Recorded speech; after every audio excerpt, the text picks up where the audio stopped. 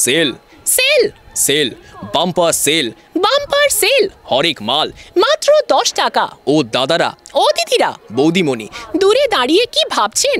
আমাদের প্রচার গাড়ি লক্ষ্য করে এগিয়ে আসুন আর পেয়ে যান সংসারের সকল নিত্য প্রয়োজনীয় জিনিস মাত্র 10 টাকার বিনিময়। কিছু কমও হবে না, কিছু বেশিও হবে না, একদম মাত্র 10 টাকা। সেল সেল সোনার বাটি 10 টাকা, রূপোর বাটি 10 টাকা, অ্যালুমিনিয়ামের বাটি 10 টাকা, প্লাটিনামের মগ 10 টাকা, একদম মাত্র 10 টাকা। সেল সেল হরেক মাল মাত্র 10 টাকা। নমস্কার, আপনারা দেখছেন হাও, আমি ঐশ্বর্য রয়েছে আপনাদের সঙ্গে।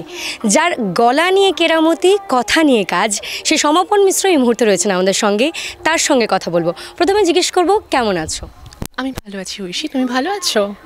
আমিও ভালো আছি। আর তোমার আসতে কোনো কষ্ট হয়নি তো এখানে? এবার ঠিক করো, আগে ছেলের গলায় কথা বলবে নাকি মেয়ের গলায়? আমি তো বাচ্চাদের গলাতেও কথা বলতে পারি আন্টি। আবার এই গলাতেও কথা বলতে পারি? এটাতেও বলতে পারি, আর এটাতেও বলতে পারি মাসিমা। এবার আপনি বলেন কোনটায় বলবো? একেবারে এই যে ভয়েস মডিউলেশন, এতগুলো গলা নিজের একটা গলাতে করতে পারো, ঠিক কবে মনে হয়েছিল যে এই ভয়েস মডিউলেশন পারি বা করতে পারবো, আগামী দিনে এটাকে কেরিয়ার অপশন হিসেবে চুজ করবো, কবে মনে হয়েছিল? এইটা কবে সেটা বলাটা মুশকিল। একদম ছোটোবেলায় নয়, বড় হতে হতে যখন আমার এই গলার কেরামতি তুমি যেটা বললে কোট আনকোট, সেইটা যখন আমার পরিবারের লোকজন, আত্মীয় স্বজন, বন্ধু বান্ধব বা বিভিন্ন গুণী মানুষের সান্নিধ্যে এসেছি এই গলার কেরামতির জন্যই। তো তাদের যখন সাহসে ভর করে আমি যখন ঠিক করলাম যে এটা নিয়েও সিরিয়াসলি ভাবা যেতে পারে, এটাও একটা কেরিয়ার অপশান হতে পারে, ঠিক তখন থেকেই আর কি ভাবনাটা। তো এই আর কি চলছে, গ্র্যাজুয়ালি এসেছে, একদিনে আসেনি। আর কবে এক্স্যাক্টলি এসেছে সেটা আমার পক্ষে বলা মুশকিল।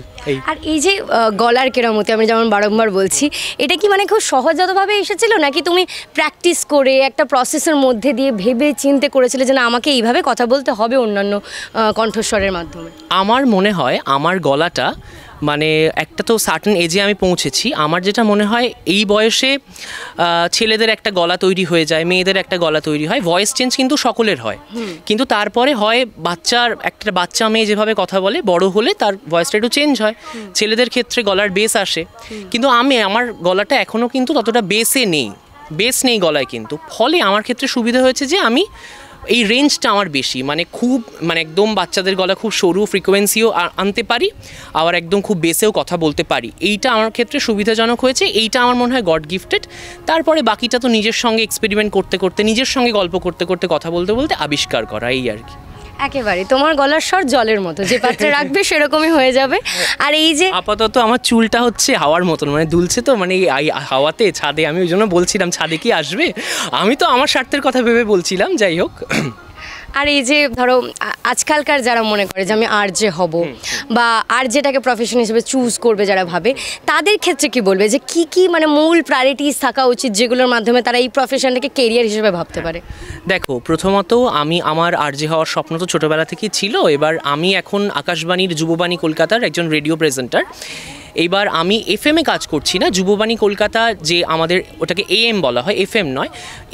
আর যে বিষয়টা কিন্তু FM কালচারের মধ্যে পড়ে, তো সেই অর্থে হ্যাঁ আমার যে কাজটা সেটা ডেফিনেটলি অধিকাংশটাই আরজেদের সঙ্গে মেলে, কিন্তু ওই আরজে হ্যাঁ শুনতে হয়তো বলতে ভালো লাগে, কিন্তু আমি রেডিও প্রেজেন্টার বলতেই নিজেকে ভালোবাসি, কারণ এটাই সঠিক টার্ম আমার জন্য, কারণ আমি ওই FM-এ কাজ করি না এখনও পর্যন্ত। তবে ওই রেডিওতে কথা বলা এইটা বরাবর আমাকে খুব ফ্যাসিনেট করতো। ফিমেল আরজেরা বা ফিমেল প্রেজেন্টাররা কীভাবে কোনো একটি অনুষ্ঠান সঞ্চালনা করতেন সেইটা আমাকে ভীষণ ফ্যাসিনেট করতো। তখনও আমার কিন্তু গলার স্বর সরু ছিল, একদম মানে কোট আনকোট ফেমিনাইন ছিল, একটাই গলা ছিল, তখন তো আবিষ্কার করিনি নানা রকম পারবো। তারপর আমার ভয়েস চেঞ্জ যখন হলো, তখন যখন আমি আমার মধ্যে স্টিরিওটিপিক্যাল মেল ভয়েসও আবিষ্কার করলাম, আরও নানা রকমের শেড আবিষ্কার করলাম, তখন আমি বুঝতে শুরু করলাম যে মানে আমি ভাবলাম যে ওয়াই নট মেল ভয়েস, কেন ফিমেল ভয়েসেই আমি আরজেইং করছি। ততদিনে কিন্তু ছোটো ছোটো করে রেকর্ডিং করে আমি আমার ভাই বোন আত্মীয় স্বজনকে পাঠাতাম।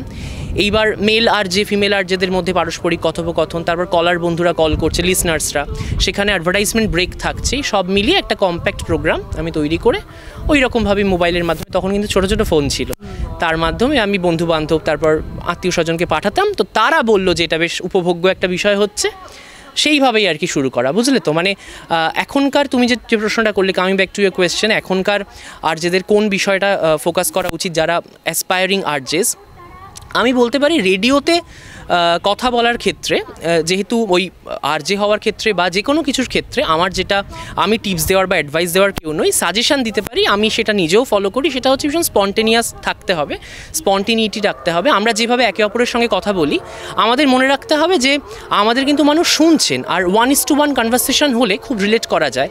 যেমন একজন মানুষ খুব হোমলি সেট আপে নিজের বাড়িতে বিছানার পাশে রেডিও সেটটা রাখেন, সেখানে তিনি এক্সপেক্ট করেন ওই মানুষটা যাকে আমি দেখতে পাচ্ছি না সে শুধুমাত্র আমার সঙ্গে কথা বলছেন। সেই যদি মানে আত্মার আত্মীয় না হয়ে উঠতে পারি, আমার মনে হয় সেইটাই প্রত্যেক আরজেদের বা রেডিওর ওপারে যারা কাজ করেন সকলেরই একটা স্বপ্ন থাকে। তো সেইটা আমাদের আগে নিজেদের মধ্যে ইনকর্পোরেট করতে হবে বা ইনকালকেট করতে হবে বিষয়টা, যে আমি আত্মার আত্মীয় হয়ে উঠবো আমার শ্রোতাদের, তবেই একজন ভালো আরজে হওয়া যায় বলে আমার বিশ্বাস। আমি জানি না, আমি তো এখনও ওই আরজে নই, রেডিও প্রেজেন্টার। এই আমার যেটা মনে হয় সেটাই বললাম। যে টেলিভিশন এসে রেডিওর বাজারটা কার্যত বলা যেতে পারে যে খেয়ে ফেলেছিল। হ্যাঁ, মানে রেডিও আর কেউ শুনতেন না, সবাই এই দৃশ্যশ্রাব্য মাধ্যমটাকে চুজ করে নিয়েছিলেন যে আমরা দেখবো এবং শুনবো। শোনার মাধ্যমটাকে কোথাও কি বলা যেতে পারে ঘরের কোনায় ধুলো জমছিল, মহালয়া ছাড়া শোনা হতো না রেডিও।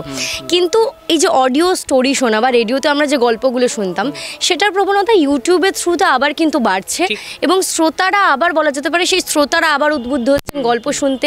তো এই বিষয়টাকে কীভাবে, ট্রানজিশনটাকে কীভাবে দেখো? আমার একটা জিনিস মনে হয়, আমার একজন অঙ্কের টিচার বলতেন, আমার তখন 11-12 আমার মনে আছে, সেই সময় সকলেই ইঞ্জিনিয়ার হতো। হ্যাঁ, ইঞ্জিনিয়ারিং পড়তো, ইঞ্জিনিয়ার হতো। তো খুব মজার একটা উদাহরণ দিতেন স্যার, বলতেন যে লোডশেডিংয়ের সময় তোমার পিছনে যদি কুকুর লেলিয়ে দেওয়া হয়, তো দৌড়াচ্ছ কুকুরের থেকে বাঁচার জন্য, প্রথম যে ব্যক্তিটির সঙ্গে তুমি ধাক্কা খাবে সেই ব্যক্তিটি ইঞ্জিনিয়ার। এখন হয়েছে যে প্রথম ব্যক্তিটির সঙ্গে তুমি ধাক্কা খাবে সেই ব্যক্তিটি অডিও স্টোরির ওনার, মানে অডিও স্টোরি কোনো একটা চ্যানেলের কর্ণধার। এই মানে সকলেই অডিও স্টোরির, মানে ইনফ্যাক্ট যারা ফ্রিল্যান্সিং করতেন একসময় তারা মনে করেছেন না নিজের কিছু একটা হওয়া উচিত, তারাও অডিও স্টোরি বা কোনো একটা নিজস্ব কোনো ইউটিউব চ্যানেল খুলেছেন। সেটা তো আমরা সকলেই জানি, ইউটিউব বা সোশ্যাল মিডিয়া সকলেই অ্যাক্টিভ। বিশেষত অডিও স্টোরি করার প্রতি আবালবৃদ্ধ বনিতার অতি প্রিয় বেসরকারি একটি রেডিও ফ্রিকোয়েন্সির যে একটি অডিও পডকাস্ট, যে গল্প আমরা ছোটোবেলা থেকে শুনে বড় হয়েছি, বিশেষত 90s যারা, হ্যাঁ, সেখান থেকে অনুপ্রাণিত হয়ে, ইনফ্যাক্ট বড় বড় অডিও মাধ্যম, হ্যাঁ, সেখানে অডিও স্টোরির যা কাজ হতো সেখান থেকে অনুপ্রাণিত হয়ে কিন্তু প্রচুর মানুষ অডিও স্টোরি করার কথা ভেবেছেন এবং সাকসেসফুল হচ্ছেন। এই ট্রানজিশনটাকে আমি কিন্তু খুব পজিটিভভাবেই দেখি। আমি খুব আশাবাদী যে ভবিষ্যতে মানে এই বিষয়টা খুব ভালো আর কি, নিজস্ব কিছু একটা করা, আর ভালোবাসা থাকলে ভালোবাসার কাজ করার মধ্যে তো কোনো লজ্জার বা সংকোচের কিছু নেই। কিন্তু বেশ ভালোই তো হচ্ছে, মানে একটু শ্রীবৃদ্ধি, উত্তরোত্তর শ্রীবৃদ্ধি ঘটছে। আমার খুব ভালোই লাগছে বিষয়টা। যারা স্বতন্ত্র শিল্পী তাদের জন্য কার্যত বলা যেতে পারে ইউটিউব একটা এমন প্ল্যাটফর্ম ক্রিয়েট করে দিয়েছে যেখানে সবাই নিজের মতো করে কাজ করতে পারে। ঠিক তোমারও বলবো যে ভাইরাল যে শব্দটা তোমার সঙ্গে খুব যুক্ত, যে একটা সোশ্যাল মিডিয়ার ভিডিও, সেখান থেকে দেখা গেল যে তোমার সামনে এক অসীম দরজা খুলে গেল, অনেকটা একটা খোলা আকাশ চলে এলো তোমার কাছে। তো আমি এই বিষয়ে অভিজ্ঞতাটা নিয়ে জিজ্ঞেস করবো যে সোশ্যাল মিডিয়ার অনেক খারাপ দিক, ভালো দিক সব রয়েছে, তোমার ক্ষেত্রে ভাইরাল শব্দটা খুব এফেক্টিভলি কাজ করেছে, এবং এই যে ভাইরাল টার্মটা তোমার ক্ষেত্রে বলা যেতে পারে যে খুব শুভ দিকে কাজে লেগেছে।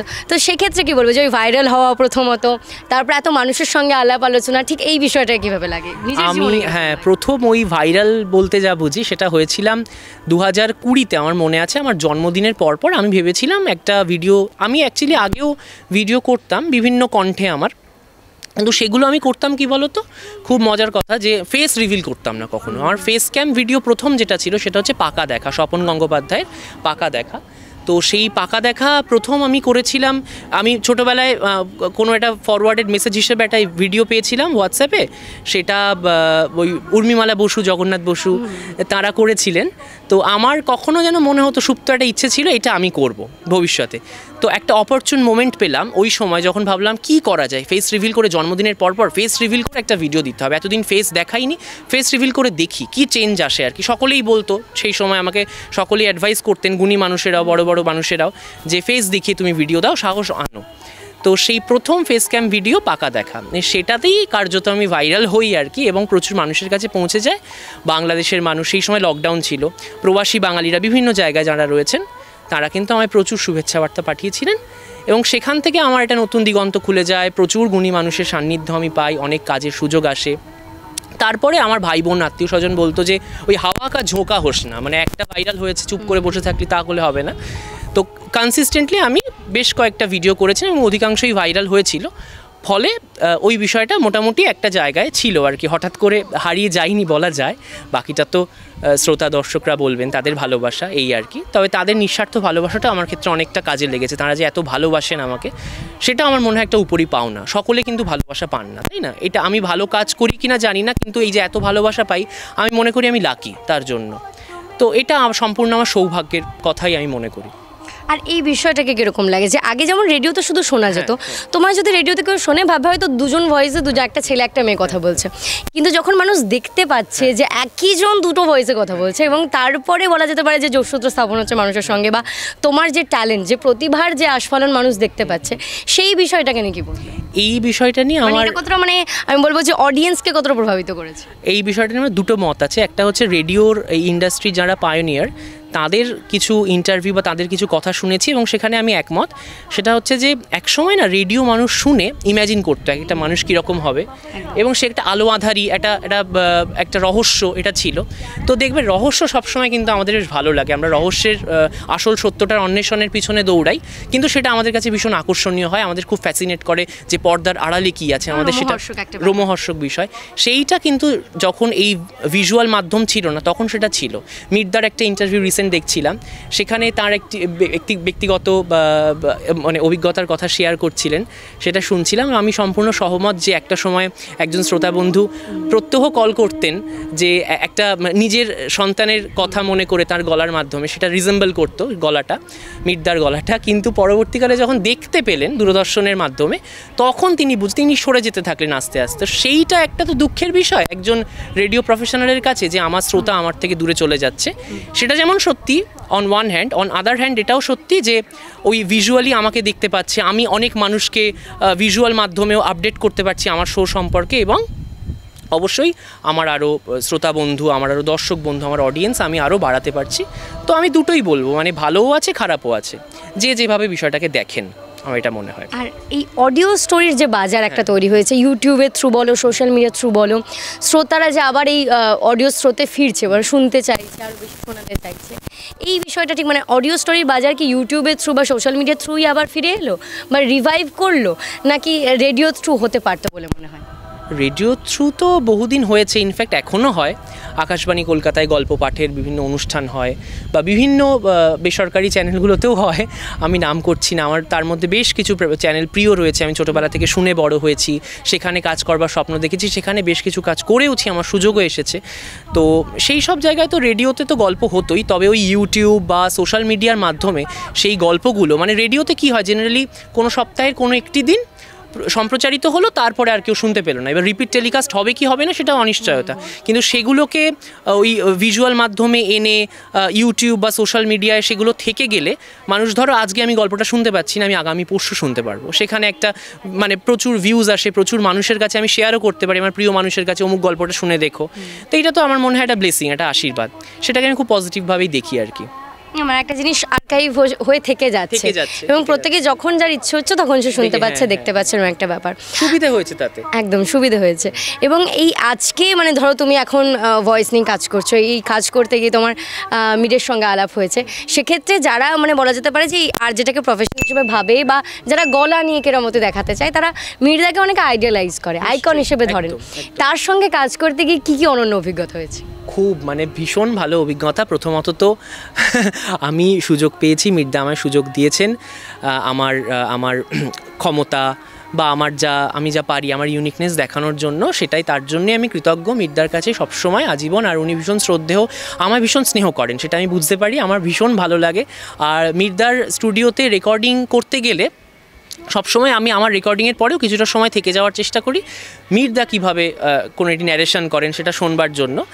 আর বিষয়টা হচ্ছে যে আরেকটা বিষয় আমার মনে হয়, এটা আমি সবসময় ভাবি, যখন খুব অদ্ভুতভাবে কোনো একজন শিল্পীর থেকে বা কোনো একজন মানুষের থেকে যে রেকর্ড করতে ওখানে গিয়েছে, তার থেকে বেস্টটা মির্দা বার করে নিতে পারেন। এটা কিন্তু একটা খুব পারদর্শিতা, একটা বিশেষত্ব মির্দার, যে আমি যদি 5টা 6টা টেক দিই বা আমাকে ঠিক বুঝিয়ে দেওয়া, মানে ডিরেক্টর হিসেবে কিন্তু এতদিন তো মির্দাকে রেডিও প্রফেশনাল হিসেবে, পায়োনিয়ার হিসেবে রেডিওর, বা এক গল্প পাঠক হিসেবে, হ্যাঁ, তারপরে ক্যারেক্টার আর্টিস্ট হিসেবে আমরা দেখেছি, সঞ্চালক হিসেবে দেখেছি, বিভিন্ন জায়গায় অভিনেতা হিসেবে দেখেছি, কিন্তু ভালো মানে কি ভীষণ ভালো ডিরেক্টর উনি, সেটা আমি কাজ করতে গিয়ে বুঝতে পেরেছি। মানে তোমার ভেতর থেকে বেস্টটা, যেটা তুমি ধরো তুমি 5টা টেক দিয়েছো, যে বেস্ট টেক তুমি কোনটা দিতে পারো সেইটা তোমার থেকে বার করে নেবেন, সেইটা আমার খুব ভালো লাগে। মানে সেই কারণে খুব কমফর্টেবলি আমি ওখানে কাজ করতে পারি। আমি অনেক জায়গায় কাজের সুযোগ পেয়েছি, কিন্তু মির্দার ওখানে কাজ করতে গিয়ে, বা আমার মনে হয় বড়ো বড়ো যে কোনো জায়গায় এটা সত্যি, কিন্তু মির্দার ক্ষেত্রে বিশেষ করে সত্যি, যে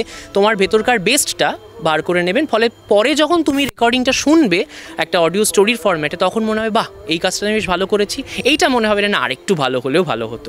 এই বিষয়টা আমার খুব ভালো লাগে, উপভোগ করি, আর যতক্ষণ থাকি ততক্ষণ কিছু না কিছু শিখতে পারি। এই হ্যাঁ, জহুরি রত্ন আছেন একদমই।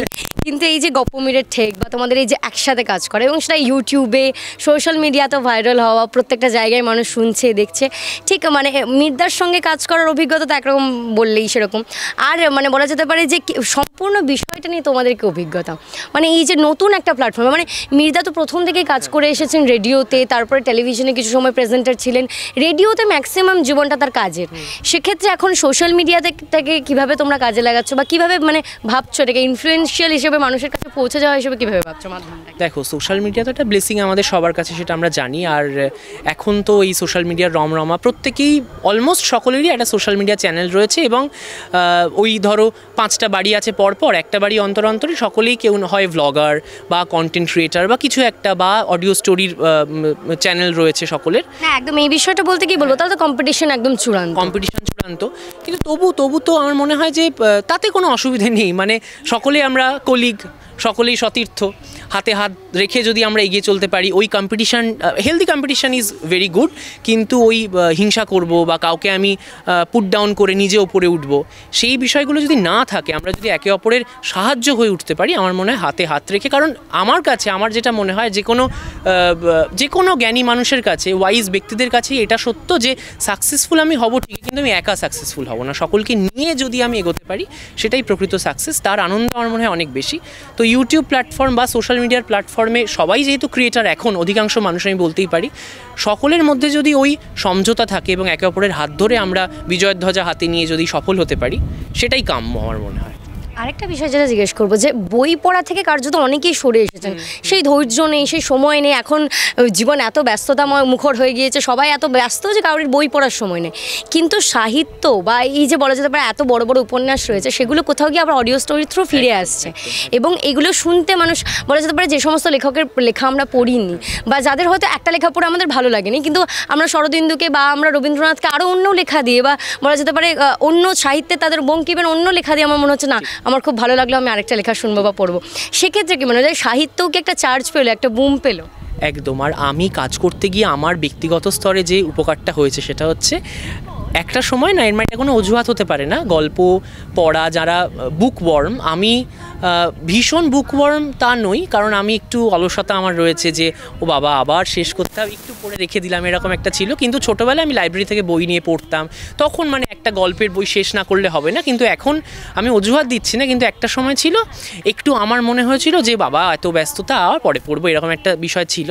কিন্তু যারা এই ফিল্ডে কাজ করেন এবং বিভিন্ন ক্রিয়েটিভ মাধ্যমে কাজ করার কথা ভাবেন, গল্প পড়াটা, গল্পের বই পড়াটা ভীষণ মানে অনস্বীকার্য তাদের জন্য, সেইটা আমার জীবন থেকে একটু একটু করে হারিয়ে যাচ্ছিল।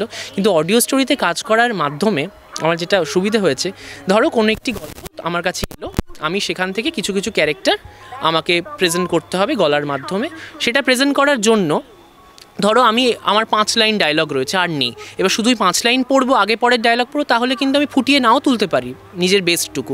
উচিত কি পুরো গল্পটা পড়ে দেখা, এবং অন্যান্য ক্যারেক্টাররা কীভাবে আমার সঙ্গে কথা বলছে সেই মতন করে আমি রেসপন্ড করবো বা রিয়্যাক্ট করবো, সেটাই হওয়া উচিত। এর ফলে প্রচুর গল্প আমি পড়তে পেরেছি, আবার করে গল্প পড়ার অভ্যেসটা আমার কাছে ফিরে এসছে, সেটা ব্যক্তিগত স্তরে আমার জন্য উপকার। আমার বিশ্বাস যারা অডিও স্টোরি এই মাধ্যমে কাজ করেন, তাদের সকলেই তারা এইভাবে সমৃদ্ধ হন, গল্প পড়ার অভ্যেসটা তাদের ফিরে এসেছে। এবং যারা শ্রোতা, ওই যে তুমি বললে কর্মব্যস্ততার জীবনে গল্পের বই আবার পড়া, কিন্তু গল্প পড়ার অভ্যেসটা যারা পড়ুয়া, যারা বুকওয়ার্ম থেকে গিয়েছে, বইমেলায় এত কলেজ স্ট্রিটে এত ভিড় দেখি সেই, এবং বই গিফট করার চলটা হয়তো কমে এসেছে, কিন্তু যারা গল্প পড়েন, আগে পড়তেন, এখনও তারা পড়েন, কিন্তু তাও যারা পড়তে পারছেন না কর্মব্যস্ততার জন্য, অডিও স্টোরি তাদের কাছে কিন্তু একটা আশীর্বাদ। তারা ওই অডিওতে শুনে নিচ্ছেন বিভিন্ন, একজন লেখকের, তুমি যেটা বললে, বিভিন্ন শেডের গল্প। একজন লেখককে একটা গল্প দিয়ে হয়তো আমি চিনেছিলাম, কিন্তু আরও নানা রকম গল্প শুনে আমি অডিও স্টোরির মাধ্যমে সেই প্রেজেন্টেশন শুনে আমি বুঝতে পারলাম বাবা, ব্যক্তিটি এত বিভিন্ন শেডের এত রকমের গল্প লিখেছেন। বাহ, তো একটা নতুন দিগন্ত খুলে গেছে নিশ্চয়ই অডিও স্টোরির মাধ্যমে, মানে যারা কাজ করছেন তাদের জন্য, শ্রোতাদের জন্য। এই যে সোশ্যাল মিডিয়া থ্রু তুমি মানুষের কাছে পৌঁছে গিয়েছো, আগামী দিনে ভবিষ্যতে তোমার শ্রোতাদের কাছে পৌঁছানোর মাধ্যম হিসেবে কি সোশ্যাল মিডিয়া, ইউটিউব এই প্ল্যাটফর্মগুলো কি চুজ করবে, নাকি রেডিওটাকেও ভেবে নেবে, নাকি তোমার মনে হয় রেডিও ইজ ডাইং? আমি সব রকম মাধ্যম বেছে নেব মানুষের কাছে পৌঁছানোর জন্য, সব রকম মাধ্যম আমি বেছে নিতে রাজি, কারণ এত মানুষের ভালোবাসা পেয়েছি, বা বেশ কিছু মানুষ আমি চিনতে পারেন আর অ্যাপ্রিসিয়েট করেন আমার কাজ, আমার সেটা ভীষণ ভালো লাগে। সুতরাং তাদের কাছে পৌঁছানোর জন্য আমি যে কোনো পথই বেছে নেব, সেটা রেডিও হতে পারে, আবার ইউটিউব হতে পারে, সোশ্যাল মিডিয়া হতে পারে, বা বিভিন্ন ধরো মঞ্চে কোনো অনুষ্ঠান করার সুযোগ এলো সেটাও হতে পারে, সব রকম মাধ্যম সেটা হতে পারে।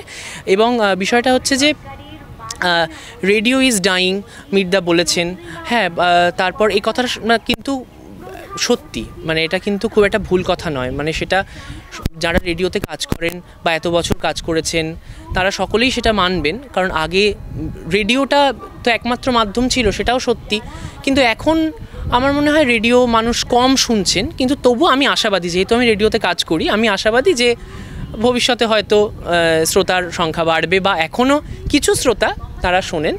তো ওই বলে না যে ক্লাসে দেখবে প্রচুর স্টুডেন্ট, তারা গন্ডগোল করলে টিচাররা বলেন যে একটা স্টুডেন্টও যদি আমার ভালো হয়, ওবিডিয়েন্ট হয়, তাকে নিয়েই আমি ক্লাস করাবো।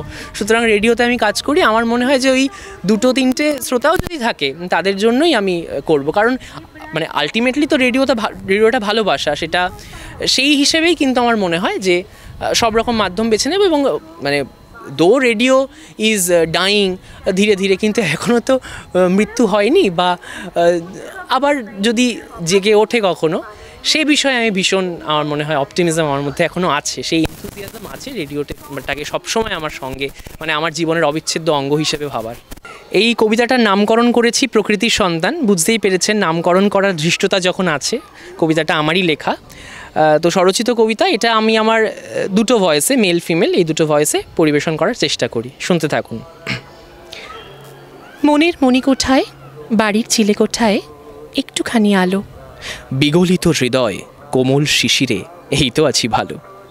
ভোরের কুয়াশা, শীতল বাতাস, হৃদয়ের উষ্ণতা, পাখির কুজনে ঘুম ভাঙা প্রাণ ফিরে পায় পূর্ণতা। নীল আসমানে রঙিন মন দিতে চায় মেলে ডানা, বন্ধন ভেঙে সব মোহ ভুলে মিটিয়ে সকল দেনা।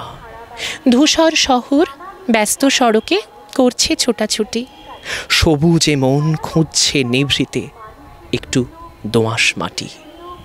চারিদিকে শত মানুষের ভিড়, শূন্য তবু এ হৃদয়ের নীড়। পূর্ণিমারই স্বর্ণদীপ্তি জুঁয়ের সাথে খেলে, বারে বার মোর হৃদয়ে জড়ায় আলোর পেখম মেলে। শীতের চাদর উষ্ণ করে মনের এই শীতলতা, শীতের চাদর পূর্ণ করে উষ্ণ করে মনের এই শীতলতা। কানে যদি বাজে অতি প্রিয় সুর, কালোজয়ী সঞ্চয়িতা। একলা এমন স্বপ্ন হাজার প্রকৃতির সন্তান, একলা এমন স্বপ্ন হাজার প্রকৃতির সন্তান। শূন্য হৃদয় তবু খুশি থাকা প্রকৃতিরই অবদান। শূন্য হৃদয় তবু খুশি থাকা প্রকৃতিরই অবদান, প্রকৃতিরই অবদান। নমস্কার। কথার সাজে গলার কেরামতিতে এতক্ষণ আমাদের সঙ্গে কথা বলেন সমাপন মিশ্র। ক্যামেরা দীপের সঙ্গে ঐশী, হাউ, কলকাতা।